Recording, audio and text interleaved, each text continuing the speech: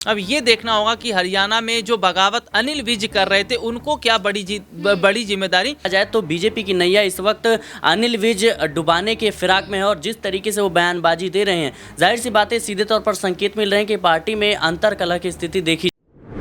नमस्कार, मैं नाज़मीन खान और आप देख रहे हैं SPN 9 न्यूज़। एक तरफ हरियाणा में चुनाव परिणाम सामने आने के बाद कांग्रेस पार्टी अपनी हार को पचा नहीं पा रही है। लगातार कांग्रेस पार्टी के जरिए मंथन किया जा रहा है कि हार की वजह क्या हो सकती है। कांग्रेस पार्टी के तहत कांग्रेस नेता और नेता प्रतिपक्ष राहुल गांधी द्वारा एक बड़ी बैठक भी की जाती है। बैठक में हरियाणा की कांग्रेस पार्टी के तहत कई दिग्गज चेहरे भी शामिल होते हैं। भूपेंद्र सिंह हुड्डा भी मौजूद होते हैं। चर्चाएं की जाती हैं और तय किया जाता है कि आखिरकार हम हारे तो हारे कैसे। जहां मंथन कांग्रेस पार्टी में जारी है तो वहीं दूसरी तरफ भारतीय जनता पार्टी भी जीत कर भी हार के कगार पर पहुंच रही है। हरियाणा में 48 सीटों के साथ भारतीय जनता पार्टी जीत तो हासिल कर लेती है, लेकिन मुख्यमंत्री पद को लेकर भारतीय जनता पार्टी फंस जाती है। आखिरकार नियाप सिंह सैनी के चेहरे के ऐलान के बावजूद भी क्यों भारतीय जनता पार्टी ऐलान नहीं करती है और शपथ ग्रहण समारोह की तारीख तय क्यों नहीं करती है? क्यों कहा जाता है कि आलाकमान द्वारा फैसला लिया जाएगा, बल्कि चेहरा तो तय हो गया था। अब नियाप सिंह सैनी के अलावा अनिल विज और राव इंद्रजीत सिंह लगातार दम भरते हुए नजर आ रहे हैं कि उन्हें मुख्यमंत्री की कुर्सी पर बैठना है, हरियाणा का मुख्यमंत्री बनना है। लेकिन आखिरकार भारतीय जनता पार्टी किस पर दांव आजमाती हुई नजर आएगी? इससे जुड़े हुए कई तमाम सवाल यहाँ पर बनते हैं। मेरे साथ मेरे सहयोगी सिराज मौजूद हैं।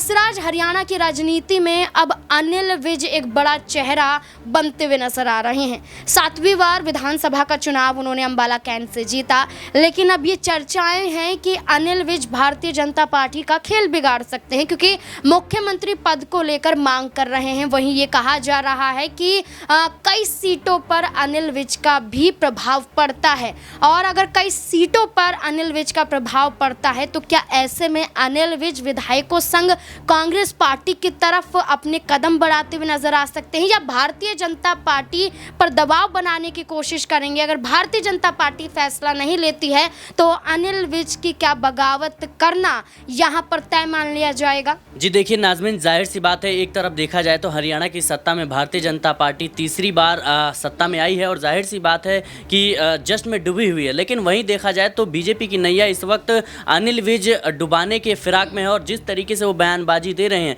जाहिर सी बात है सीधे तौर पर संकेत मिल रहे हैं कि पार्टी में अंतर्कलह की स्थिति देखी जा रही है। चाहे वो वोटिंग के दौरान उन्होंने जो बयान दिया था कि अब अगली मुलाकात सीएम आवास पर होगी, चाहे फिर वो चुनाव परिणाम वाले दिन उन्होंने सीधे तौर पर कहा था कि आलाकमान चाहेगा तो मैं मुख्यमंत्री ज़रूर बनूंगा, मुख्यमंत्री पद मुझे स्वीकार है। तो ये तमाम बयान उस वक्त दिए जा रहे हैं जब आलाकमान पहले ही तय कर चुका है कि मुख्यमंत्री नियाप सिंह सैनी ही होंगे अगर भारतीय जनता पार्टी की सरकार बनती है तो जाहिर सी बात है ये बयानबाजियों से वो सीधे तौर पर जो विपक्ष की पार्टियां हैं उन्हें मौका दे रहे हैं। और जिस तरीके से बयानबाजी हो रही है, मुझे लगता है इस पर बीजेपी को चिंतन मंथन करने की ज़रूरत है। जो आलाकमान है उसको सोचने पर मजबूर इस वक्त कर चुके हैं। और देखिए, परिस्थितियाँ बनती है तो राजनीति में हर तरह की संभावना हमेशा बनी रहती है। जाहिर सी बात है, भले ही 7 बार के विधायक चुने जा चुके हैं, कह सकते हैं कि अनिल विज, लेकिन फिर भी माना यही जा रहा है कि जिस तरीके से वो पहले भी निर्दलीय चुनाव लड़ चुके हैं, क्या पता वो आने वाले समय में जो विपक्ष की पार्टी है कांग्रेस उसको समर्थन दे दे।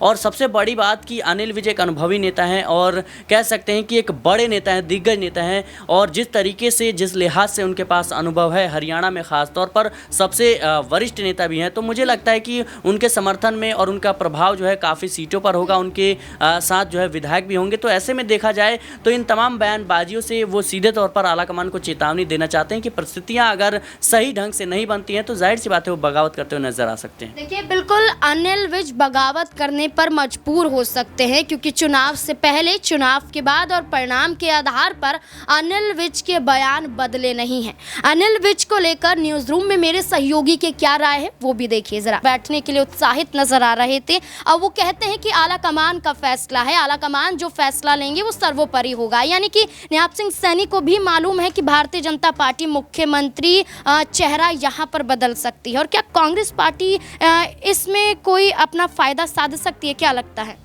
देखिए, हरियाणा चुनाव के जो नतीजे सामने आए वो नतीजे बिल्कुल उलट हैं, और सीधे तौर पर देखा जाए जो रुझान सामने आ रहे थे या तमाम जितने भी एग्जिट पोल जिसमें ये दावे किए जा रहे थे कि कांग्रेस की सरकार यहाँ पर बनेगी, बहुत बड़े हद तक देखा जाए तो 63 तक का आंकड़ा कांग्रेस का दिखा दिया गया। लेकिन देखिए, सबसे बड़ी बात है, अगर हरियाणा के अंदर सीएम चेहरे को लेकर लड़ाई कांग्रेस में देखने को मिली तो भारतीय जनता पार्टी में भी ये लड़ाई देखने को मिली।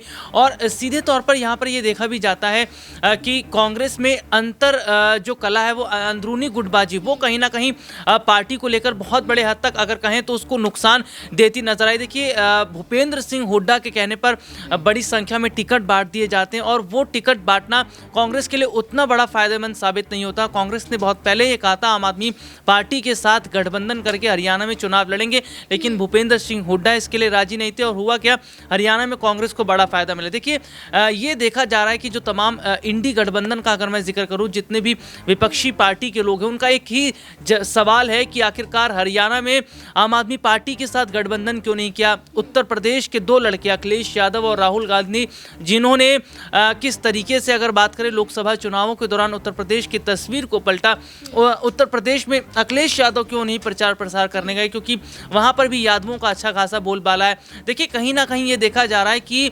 कांग्रेस जो है वो बहुत बड़े हद तक जो अंदरूनी गुटबाजी है उसमें तो कहीं ना कहीं फंसी, लेकिन कहीं ना कहीं ये देखा गया कि जो अकेले अपने दम पे चुनाव लड़ना और चुनाव जीतने की जो बात थी वो एक झटके में उन्हें कहीं ना कहीं दिखाई दिया कि बिना और सहयोगी पार्टी। देखिए, अगर कांग्रेस पार्टी का ये बुरा हाल हुआ है तो उसकी एक बड़ी वजह आम आदमी पार्टी, क्योंकि जहां जहां आम आदमी पार्टी उतरती है जाहिर तौर पर वोट बढ़ते हैं, और वोट बढ़ते हैं तो उसका नुकसान कांग्रेस को होगा। बीजेपी का कोर जो वोटर है वो कहीं गया नहीं है, और बीजेपी का कोर वोटर हमेशा पार्टी के साथ जुड़ा रहा है, जो कि हरियाणा चुनाव के अंदर हमने देख लिया था कि। लेकिन अनिल विज की बात करें, अंबाला कैंट एक बहुत बड़ी सीट जहां से चित्रा जो है सरवार, उन्होंने एक बड़ी टक्कर दी, देखिए निर्दलीय के तौर पर। तो ये तमाम चीज़ें कहीं ना कहीं दिखाई देती हैं। देखिए, नायब सिंह सैनी की बात कर लेते हैं, कुरुक्षेत्र की लाडवा सीट जहां से उनको बड़ी टक्कर मेवालाल सिंह दे रहे थे, बहुत बड़े हद तक ये कहा जा रहा था कि लाडवा सीट हार सकते हैं। तो देखिए, बीजेपी इतने बड़े मार्जिन से नहीं जीती है